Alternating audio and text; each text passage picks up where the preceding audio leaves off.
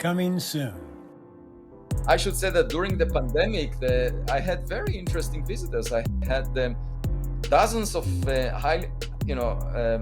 very distinguished people that came, some of which are multi-billionaires, and they were all hosted in my porch, and because it was during the pandemic. One thing that Tim and I discussed is you seem very connected to, or at the very least sought out by, people who have these positions of power that are looking into UAPs. You recently were in DC with the pilot, I believe, and astronaut Scott Kelly, and clearly they all believe that you know something, or at least have the intelligence to get them closer to what they want to know. Can you tell us a little bit more about your meeting in DC that you had recently? And so I went to DC to present in the first meeting of this study that NASA established, because actually a year earlier, I wrote to NASA and suggested such a study as soon as I heard Bill Nelson, after the report was delivered to Congress, that back in June 2021, that he said that scientists should get engaged and help the government. And I said, I'm happy to make you happy, basically, to Bill. And then I attended the forum in the Washington National Cathedral where Bill Nelson was, and Avril Haines, she was sitting next to me, the director of national intelligence, and Jeff Bezos. And at some point, Jeff Bezos was talking about going to, bringing people to space with Blue Origin, and saying that he was inspired to establish this space company as a result of watching Star Trek as a kid. And I whispered to Avril, and I said, I was never impressed by Star Trek because the storyline violates the laws of physics, so I cannot really enjoy that. And she said, we have to work on you, Avi. And so that was...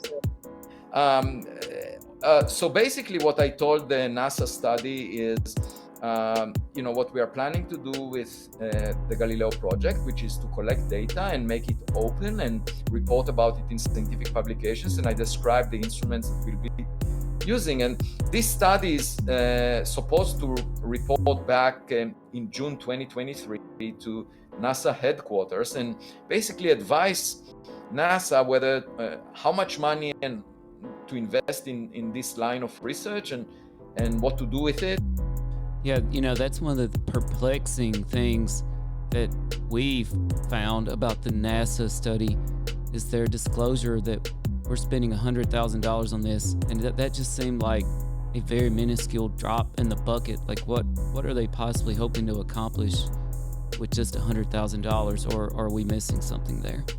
Yeah, I mean, the study was just of a it's a committee that is supposed to recommend. It's not a committee that is doing any research, and they will be studying only the unclassified information, which, as I said, is much less impressive probably than the classified portion. And I say that without seeing it. I say that because high-level officials who saw the classified data said that it's quite intriguing. In fact, Bill Nelson said that the hair in the back of his neck stood up when he saw it.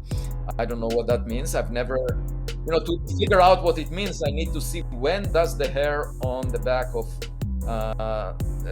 Bill Nelson stands up by showing him different videos. So I don't know what to make of it. But there were others, there were presidents and other high-level officials that talked about it. And it sounds to me like that there is very intriguing data, but the government is not a scientific organization. So we cannot ask them to do the scientific research for us. We cannot ask them to declassify data because it will reveal the nature of classified sensors that the government is using, and that will compromise national security interests, right? So I just want to get the data with unclassified sensors, which make a lot of sense, and because the sky is not classified, the sky is something astronomers are studying all the time. This person that came to your house, are they on the UAP task force for the government? No, that person is the head of that. Is the head of the UAP task force? Yes. And they have and they have asked you to do a report on UAPs. I mean, I can connect the dots. No, we were just we had a we had a casual conversation, and he just said that it would be nice to write a scientific paper on the subject. And then I looked at the Ukrainian report and I wrote about that. But it's not as if he asked me to do something specifically, but it was a very pleasant conversation, I must say. And I just talked about what the plans are for the Galileo project.